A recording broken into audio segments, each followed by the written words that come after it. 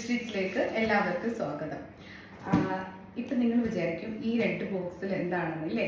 ഇത് 2 full സ്ട്രോബെറിയാണ്, 5 kg ഉണ്ട്.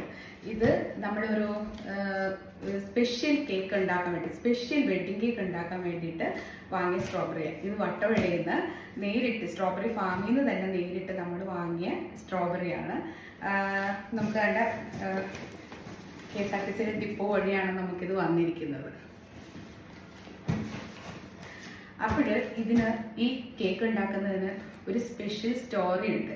ആ സ്റ്റോറി നമ്മൾ ഈ കേക്ക് കട്ടിംഗ് സെറമണി ആയിട്ട് ബന്ധപ്പെട്ട് ഇതിന് പറയുന്ന പേര് മിൽഫി എന്നാണ്.